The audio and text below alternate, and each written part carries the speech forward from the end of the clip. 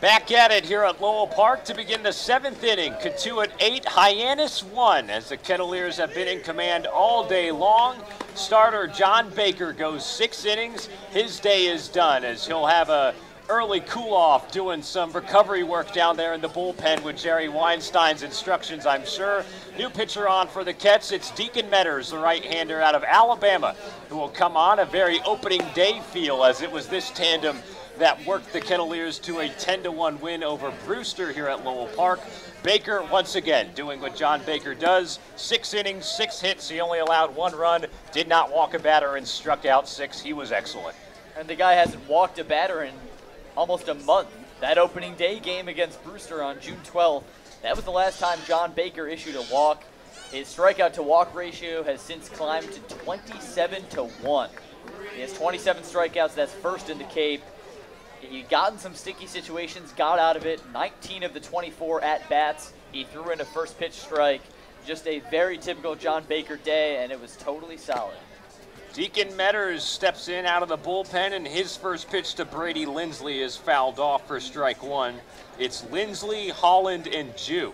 7, 8, and 9 due up for Hyannis in this inning against the big right-hander and Metters out of the University of Alabama. Right-hander winds up and deals, and another foul ball back. 0-2 the count on the Oklahoma first baseman Lindsley, who's 0 for 2 today, flying out to left his last time up. Kettleers lead it by 7 here in the 7th. Shadows all across Lowell Park as the sun's starting to set here in Cotuit. Deacon's 2-strike pitch, swing and a miss. Nice foul tip back into the glove of Humphreys, who hangs on to it, and Metters strikes out the first batter he sees here in the 7th. Yeah, good job there from Deacon with a very quick strikeout. And his job is to get in and finish the job, and he's off to a good start. Will Holland, and how about this? The shortstop out of Auburn against the right-hander out of Alabama. A little Iron Bowl of baseball matchup with 1 out in the top of 7. Deacon winds up and delivers. The right-hander misses low with a fastball for ball 1. Holland out of Lawrenceville, Georgia. Rising junior at Auburn, had a fantastic season for shortstops inside. The 1-0 from Metters, slashed at the plate foul, 1-1. Deacon, a Tuscaloosa boy from American Christian Academy, right off of Veterans Memorial Parkway in Tuscaloosa.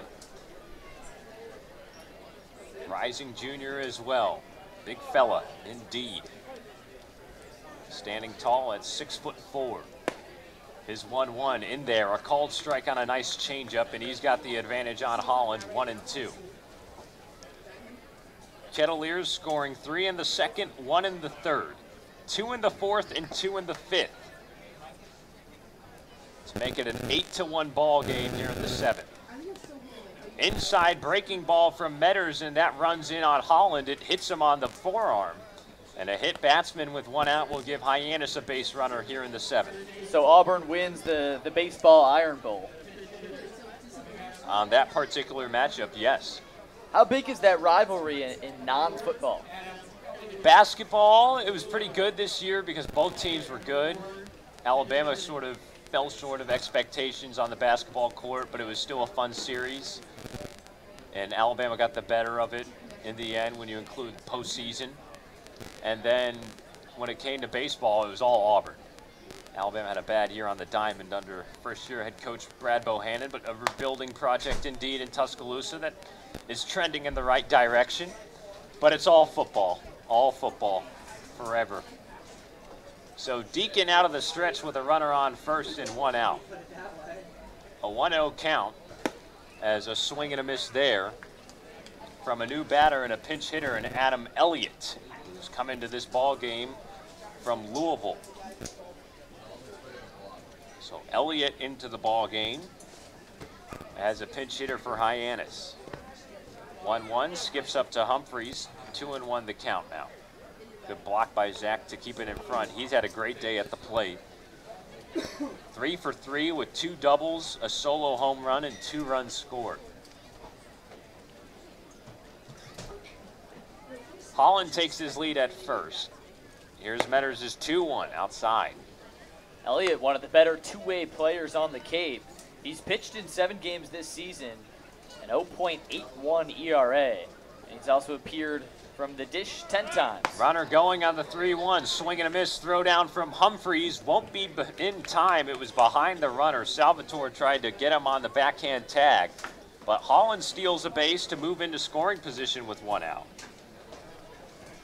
So now a full count situation as Adam Elliott swung and missed at the last pitch, and he'll try and keep things alive for the top of the order. Metters comes set. Here's his pitch. Swing and a miss. He struck him out. Deacon with a big second out of the inning, and he wins that duel there over Elliott. Good pitch there from Deacon. A little low and away. Elliott kind of with a lazy swing, never really had a chance. Good location from Deacon against the lefty. So now the top of the order for Hyannis. Davis Wenzel, the leadoff man, will come up. Runner on second in Holland, and 2 outs here in the top of 7. Deacon out of the stretch. First pitch curveball is low and away for ball 1. Wenzel 1 for 3 with a solo home run, and no doubter to left center field his last time up. The only run of the day for the Harbor Hawks. The 1-0. This one smashed into right center field. Going to be a tough play for Ellis, who won't get there. That ball 1 hops over the wall. An RBI ground rule double for Davis Wenzel. He's brought in Holland, and now it's an 8-2 ball game. All right, so Davis Wenzel, in spite of the score, keeps on churning out runs for Hyannis. That was a nice little slice into center field. Another pinch hitter, it looks like, for Hyannis. Braden Como will be lifted from the game, and Taylor Garris will come into the game. Pinch hitter out of the red, white, and blue of Sanford U in Birmingham, so another inner Yellowhammer State battle here. The Sanford Bulldog and Garris, right-handed batter against the right-hander out of the University of Alabama in Metters. First pitch from Metters, called strike on the inside corner with a curveball. Davis Wenzel with the RBI double to plate Holland. That cuts it to a 6-run game. But Cotuit still in control. Here's the 0-1.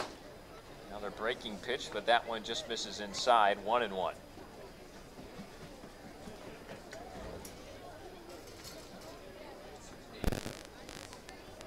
Deacon comes set in the shadows. Now kicks and deals. A 1-1. Sliced over on the right side. Foul by Garris. 1 ball and 2 strikes. 8 runs on 9 hits and no errors for Cotuit today. 2 runs on 7 hits, 2 errors for the visiting Harbor Hawks, the surprising second-place team in the West. Here's the 1-2. Swing and a miss. He got him badly on a breaking ball there. Never had a chance. Deacon Metters, a big strikeout there. He strikes out 3 batters in this inning to get himself out of it, as the Kettleers still lead by 6 in the middle of the 7th. Heading to stretch time here at Lowell Park. Kettleers 8, Harbor Hawks 2 here on the Cape Cod Baseball Network.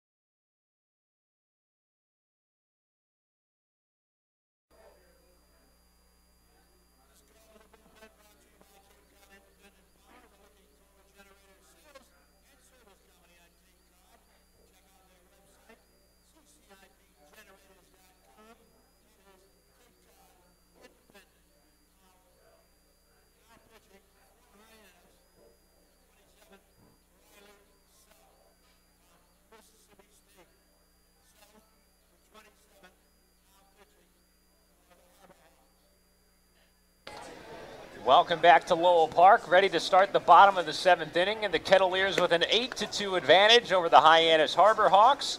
9-1-2 due up for Cotuit. Humphreys, Ellis, and Robertson set to face a new pitcher and right-hander Riley Self out of Mississippi State University. 6'5", 240 pounds, a rising junior.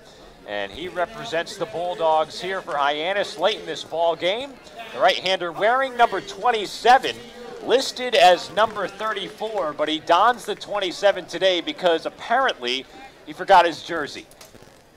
Yep, that was the official word we got before the game, was that he forgot his jersey back in Hyannis. Dylan Thomas, who usually wears number 27, he pitched last night, so they knew he wouldn't play today. So he's wearing number 27, usually number 34. First pitch to Zach Humphreys is off the plate for ball one, and boy, has Humphreys had a great day at the plate today. His first home run of the season back in the 4th inning. He's 3 for 3 with that home run, as well as 2 doubles and 2 runs scored. And the TCU Horned Frog has had his best performance offensively of the season. He's in the driver's seat with a 2-0 count here as Self deals. The right-hander gets a called strike on the inside corner. 2-1 the count now. Kettleers lead it by 6 here in the bottom of the 7th inning, trying to cap this homestand with a W. The 2-1 from Self. That one's in the other batter's box, and it skips all the way back to the backstop. One of the Cotuit ball boys will hustle back there and get it. As let's take a look at some scores from around the Cape League. Full 5-game slate of action tonight. As Self's 3-1 is chopped on the left side of the mound towards the third baseman Wenzel. He'll fling it over to first, and that's a nice little play on the run for out number 1. So Humphreys retired, and this will bring up the leadoff man in Duke Ellis. And let's look at the Cape League scoreboard. Brewster on top of YD in the bottom of the 6th at home, 6-4.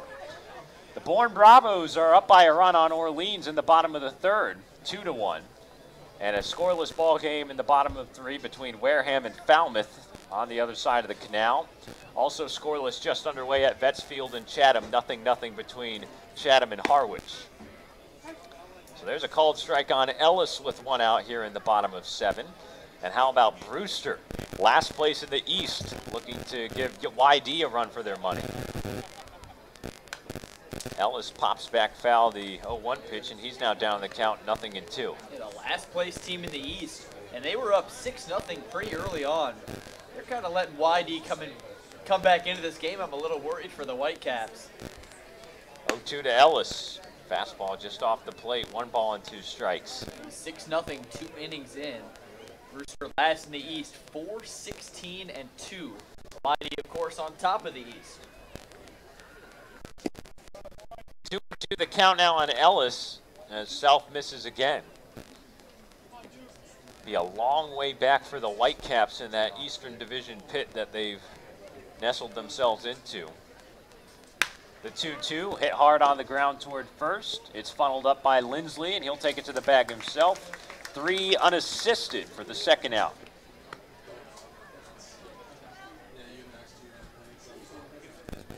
So Riley Self, the right-hander out of Mississippi State, working nicely here in this 7th inning. And let's get you the trivia answer. Of course, we gave you the question back in the 5th inning. You can find it at Cotuit Kettleers on Twitter if you want to register your vote very quickly.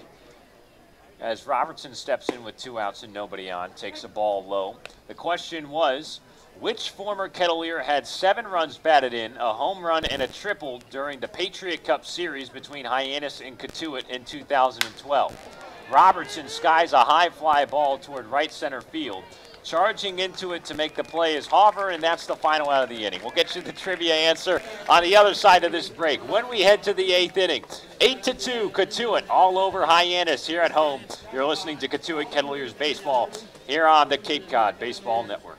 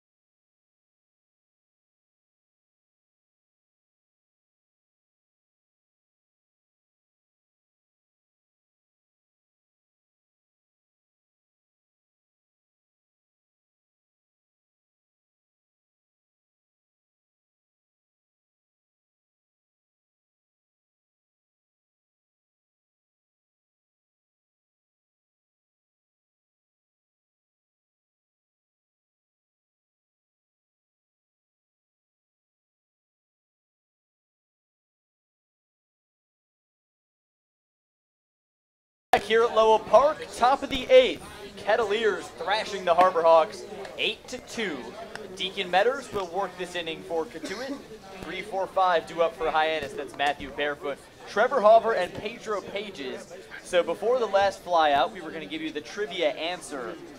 We had a few more votes come in during that break. Which Kettleer in the Patriot Cup Series of 2012 had a home run, a triple, 7 runs batted in during that season series? The hint was Space City, and the answer was Tony Kemp with 55% of the vote. He plays for the Houston Astros, so that was our reason for going with Space City, the official nickname, of course, for Houston. He got 55% of the vote, edging out Jacob May in second with 27. First pitch comes in to Eric Rivera. He comes in as a pinch hitter replacing Matthew Barefoot. So Eric Rivera will play left and bat in the 3-hole. Here's a ball a bit low. I think that's one of the first times, if not the very first time, that the fans have answered the trivia correctly in the majority. Right, here's a high fly ball off the bat of Rivera, but right to the left fielder in Peyton Burdick. That's a quick out, number 1 for Deacon Metters. I think I usually do a pretty good job of stumping the people. Well, there was a one bunny level question that we had with Stephen Schock as one of the options, the whole Jerry Weinstein Wareham manager one. And Stephen Schock, that should have been one, but everybody voted for Stephen Schock. There was a little movement to vote for Stephen Schock there. It was the 2016 Wareham Gateman manager. Ball 1 comes into Trevor Hauver, but yeah, 55% going with Tony Kemp. And I was inspired to find a Tony Kemp-themed question after I watched him score the game-tying run against my White Sox on Thursday night. Nice. And a walk-off win for Houston over in Space City. So I decided to return the love a little bit. Here comes the 1-1 to Hauver, outside ball 2, and Tony Kemp was excellent that season for the Kettleers, batting around .350 and now going on to find a role with the defending world champion Houston Astros. 2-1 to Hauver, slapped left side, it's through right past Salvi at short, and Hauver's on with a single. Nice little opposite field poke there. Just into the gap on the left side of the infield, and Salvatore wasn't able to make a play on it. But big credit to the Cotuit pitchers today. They've really pitched well out of the stretch, particularly John Baker. Deacon in the last inning, despite giving up a run, came back just fine, struck out 3 batters. Looking pretty good aside from that ground rule double from Wenzel. It's 8-2 Kettleers. They're on the top of the 8th. Pedro Pages, the catcher out of FAU, 0 for 3 today. He steps up. And here's the pitch from Deacon out of the stretch. Chopped left side, it's foul. 0-1 the count for Pages. So the Kettleers scored 3 in the second, 1 in the third, and then a pair of runs in the 4th and 5th. 2 home runs today after hitting 2 in their last home game on Thursday against Falmouth. Both of those were from Tolia. Today, solo shots from Thomas Dillard and Zach Humphreys. Humphreys has probably been the player of the game offensively for the Kettleers. He's 3 for 4 with 2 runs scored, a home run, and 2 doubles. Here's the 0-1 to Pages, looping breaking ball high. That's ball 2 for Deacon. The Kettleers, if they hold on to this one, will stop a 2-game skid and get back to 500 on the season. They're 9-10-1 as things stand. Strike 2 comes into Pages. Hyannis, 12-7-2.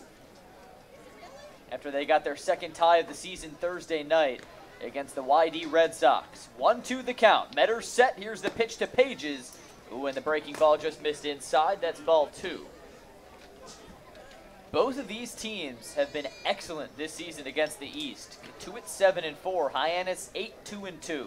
Here's the 2-2 to Pages. A chopper on the left side picked up by Reynolds, but in foul territory. That's a foul ball. And on the converse, both teams have struggled a bit against the West. Cotuit just 2-6-1 against the West. And when we chatted with head coach Mike Roberts before the game, he said, you know, he doesn't really care about that. It's 44 games, whether you're playing the East or the West. It's an important game. 2-2 in the dirt. Count runs full. Humphreys keeps it in front of him. Of course, this has been a nice Western homestand for the Kettleers. But then we'll flip it to the east tomorrow to face on the Harwich Mariners at White House Field. Here's the payoff pitch, swung on and hammered deep left center field, all the way to the scoreboard, and it one hops off the wall. Ellis picks it up and fires to the cutoff man, Mike Salvatore. No one's going to score. Trevor Hauber moves to third. That's a double for Pedro Pages. Now Hyannis with runners on second and third, one out here in the eighth. Big swing from Pages there. Long drive. Lucky that it stayed in the yard. And now Hyannis all of a sudden with a chance to make this a little more interesting here in the eighth. Another pinch hitter. It looks like it's Kyle Wilkie, the catcher out of Clemson, who will come on for the DH Seth Gray. So Kyle Wilkie in the ball game. The Kettleers have seen him a few times this season. A Clemson Tiger. We were talking about college football pitcher-batter matchups. This has got to be the best of them all, with the recent rivalry between Alabama and Clemson. As Deacon Metters comes set, ready to pitch the Clemson Tiger, Kyle Wilkie, who takes a first pitch strike.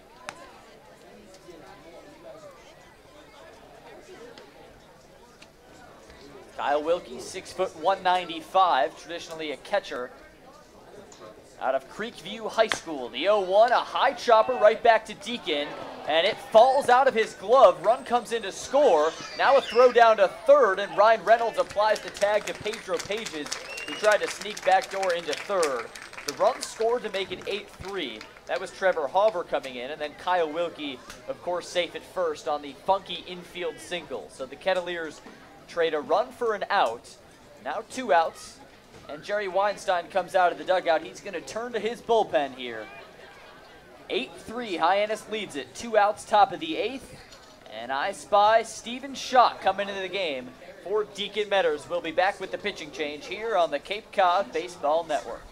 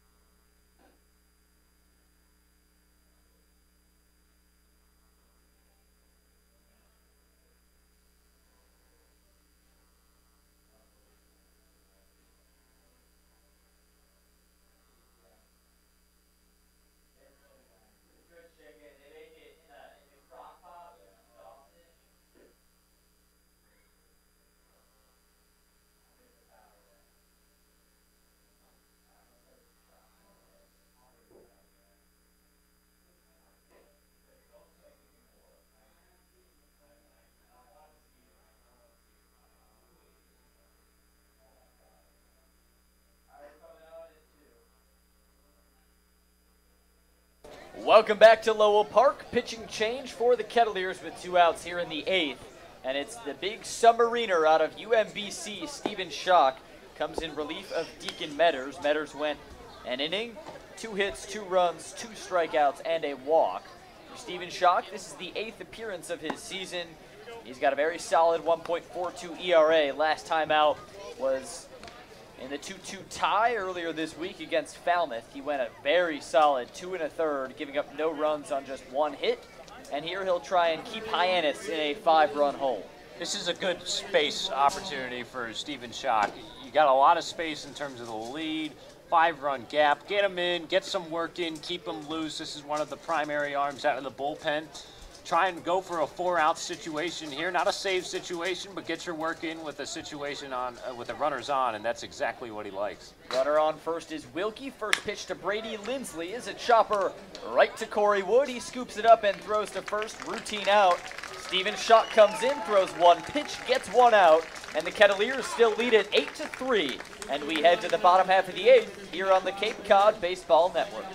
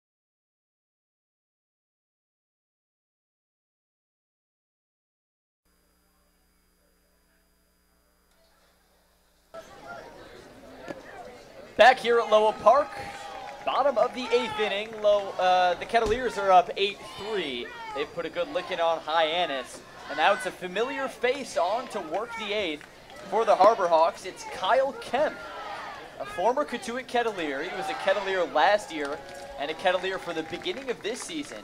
He actually threw a little bit for the Kettleers this year, appeared in one game, just a third of an inning, and he got the out in the one batter he faced. The Kettleers let him go. He got picked up by the Harbor Hawks, and here he is in the blue and orange. He's thrown in 5 games this season. Check that, 4 games. This will be number 5. He's 1-0 with a 5.40 ERA. 6'2", 215, a righty, senior out of Lipscomb University.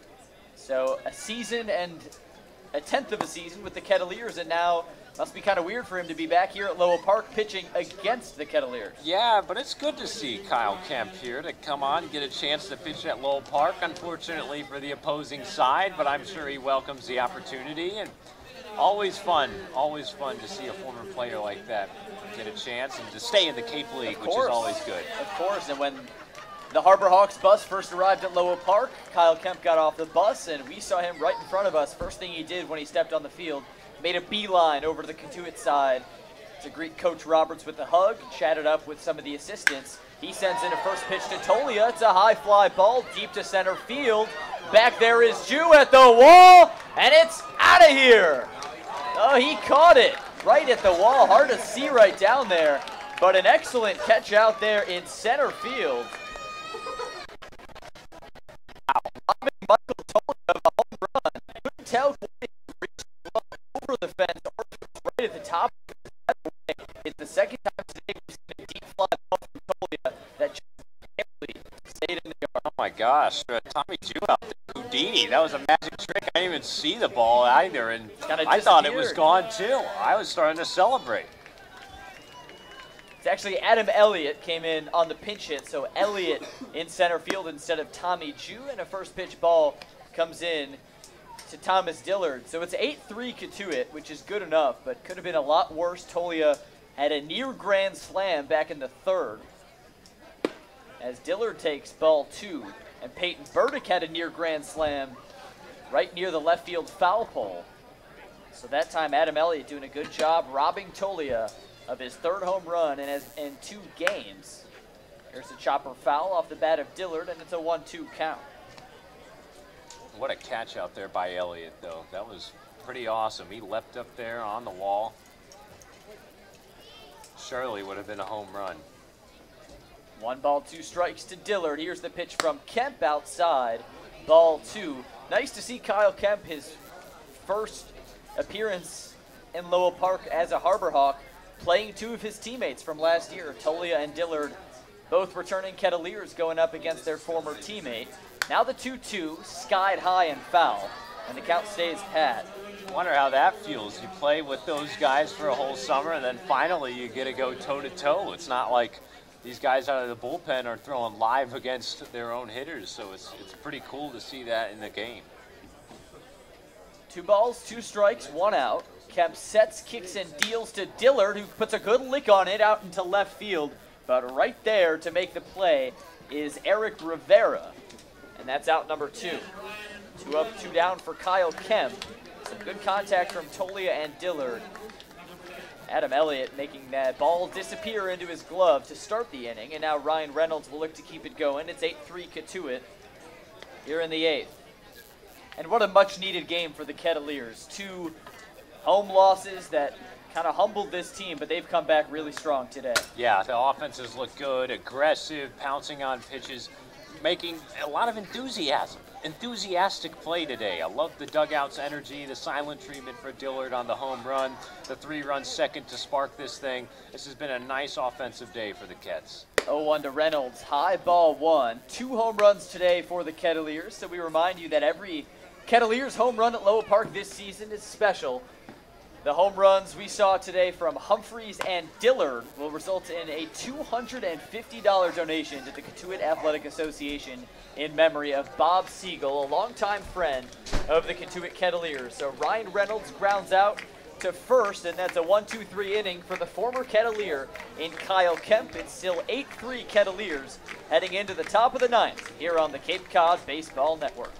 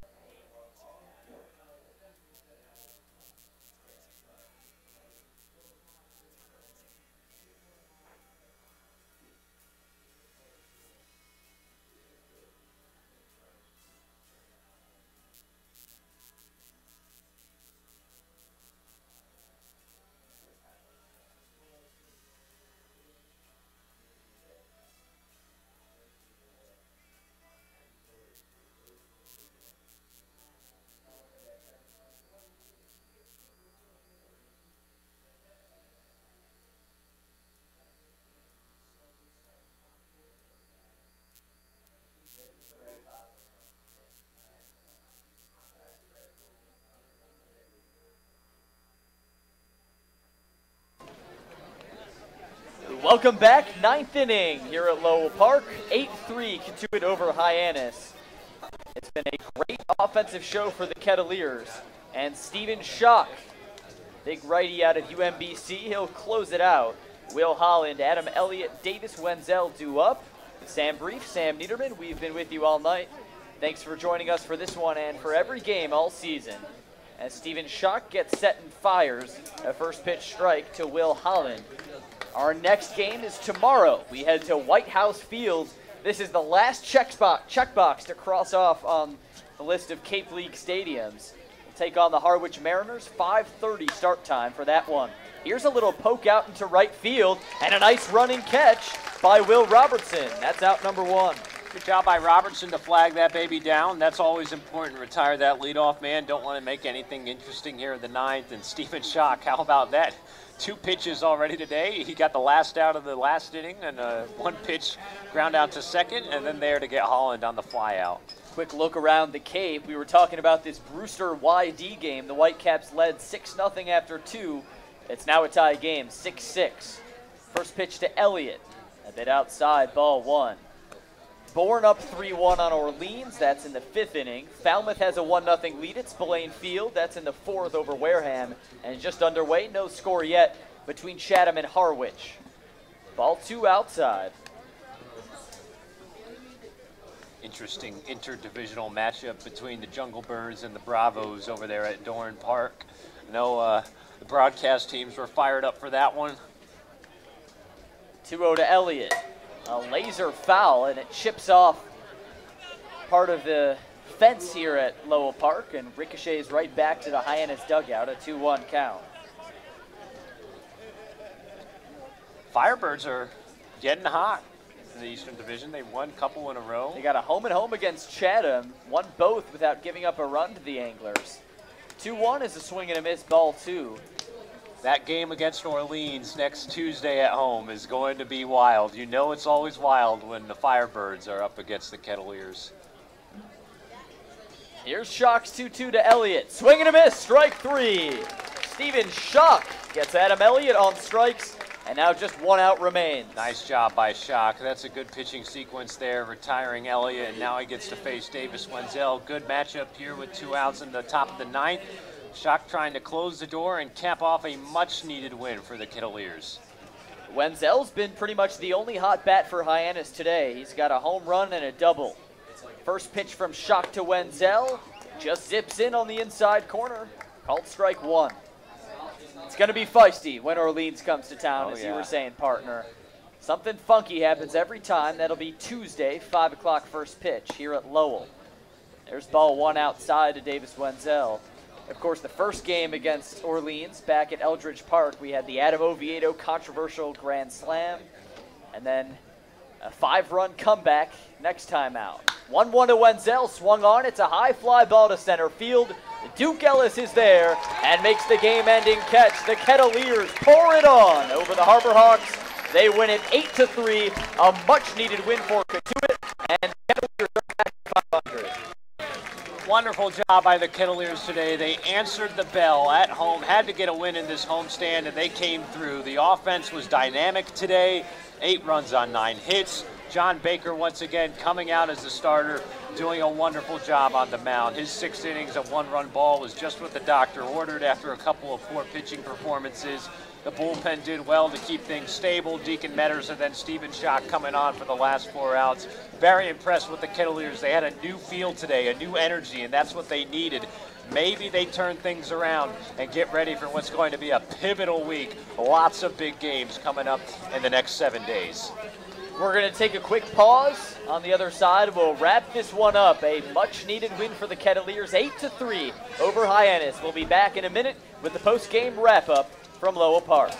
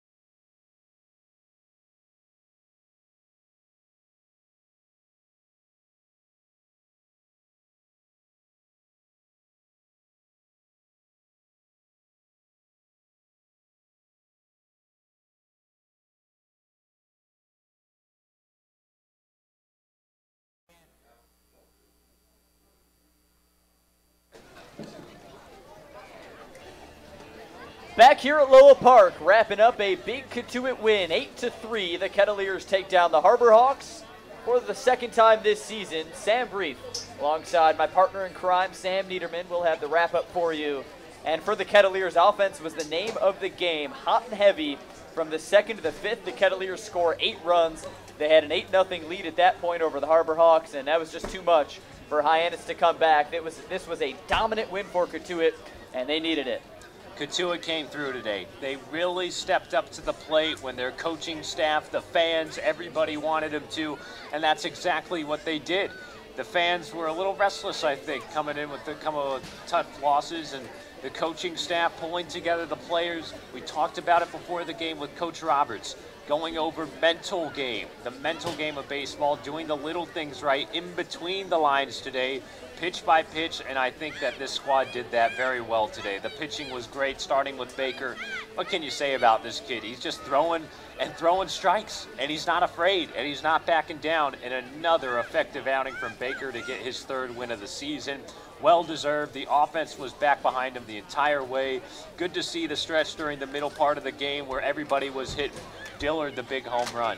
Humphreys, a big home run, and a big day at the plate with 2 other doubles to add to that solo shot. I loved how everybody got involved. Everybody had energy. There was camaraderie, a different feel to this Kettleers team. Nearing the midway point in the season, this could be the pivot that they needed to go full steam ahead for the final stretch. The offense was certainly the story for Cotuit, but as you said, John Baker just dynamite on the mound. He kept things humming along nicely. Got into a few jams early on, but as he very often does, he pitched right out of it. And for Cotuit, turns the tide maybe a little bit, because the 8-1 loss against Wareham and then the 17-7 loss against Falmouth, as you said, Sam, Coach Roberts asked his team to take a look in the mirror and see who they wanted to be.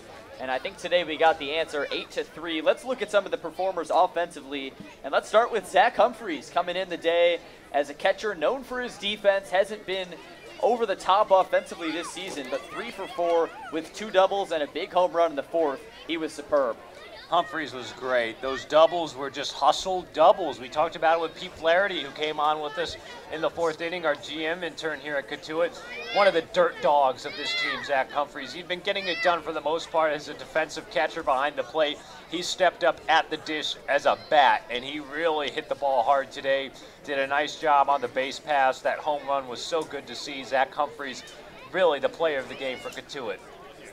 Thomas Dillard also with a home run, so after coming back from Omaha with the home run derby, looks like he's got a swing back. Yeah, it was great to see Dillard get a hold of one today, and from the right side of the plate. Right. As you mentioned, partner, a switch hitter that's more strong from the left side, but he came on as a right-handed batter and really just jacked one. He got a hold of it, no doubter indeed, and it was good to see Dillard. That's one of those impact players that the Kettleers need to be a productive bat every single day, and he did that today. A nice job from Dilly, who came into today. He scored 2 runs with that home run, and that's the kind of performance the Kettleers are looking for from their middle of the order guys. I think, Sam, that coming up with this next stretch, I mean, we're looking at another sort of mini gauntlet. I wish I could have the telestrator for those at home or if you're listening, but we've got our schedule posted up here in the broadcast booth. It starts tomorrow, the trip to White House Field in Harwich, a Sunday night game at 5:30. That's going to be nice, a little Sunday night Cape baseball, and then the road trip at Bourne on Monday. Could be a pesky matchup. The Bravos are playing some decent baseball. That's a big division clash. Home against Orleans. We already know what kind of a funky game that's going to be. At Hyannis on Wednesday, you know the Harbor Hawks are going to want a revenge after today's game. And then to close out the weekdays, Thursday, a home-and-home against Wareham. And I think this is where it's going to get really gritty. Hosting the Gatemen on Thursday, across the canal on Friday to take on the Gatemen at Spillane Field, and then capping off the weekend at Hyannis, and then home to Falmouth before the Fenway workout on Monday, the next off day. So this is a packed schedule for the Kettleers. I'm glad that they got a win to give them a little bit of momentum heading into what's going to be a really key stretch. The field just about cleared off. A much quicker post-game meeting today for Mike Roberts and his Kettleers than after the Falmouth game, when he really asked them to look at the scoreboard, look at themselves. But today, all smiles at Lowell Park. Some little kids running the bases under that 8-3 Kettleers win. 3 runs on 9 hits for Hyannis, 8 runs on 9 hits for the Kettleers. The Harbor Hawks left 7 men on base. Cotuit left 9 on base. Winning pitcher for the 3rd time this season, John Baker. Losing pitcher was Jordan Fowler, the starter for Hyannis, and Stephen Schock came in and closed it out in 4 outs. Next up is the Harwich Mariners. We make our first trip to White House Field, 5:30 start time in Harwich. You can listen to the audio stream, mixler.com/Cotuit Broadcasting. Again, mixler.com/Cotuit Broadcasting. We'll have the whole call for you there, along with the other Let's see, that was 21. Tomorrow will be 22. That'll be the halfway mark of the regular season. So 22 more regular season games to go after that one. This one's really flying by. Yeah, I can't believe it. We're at the midway mark, and I talked about it a couple games ago. If you look at the Kettleers season as a movie, we're right in the middle of that second act. Before you know it, it's going to be the third act. So we'll see how the team does. And this middle part is going to be a really crucial stretch, as I mentioned. But it was a phenomenal sight to see how the Cats played today. I thought the effort was there, the intensity was there, and that's what the team needs. The only two things you can control in anything in life, attitude and effort, and I thought they brought both of those today. Kettleers certainly packed a punch today. 8-3 win over the Hyannis Harbor Hawks. Kettleers back to 500, 10-10 and 1 on the season. So for my broadcast partner, Sam Niederman, special thanks to our guests in the booth today, Al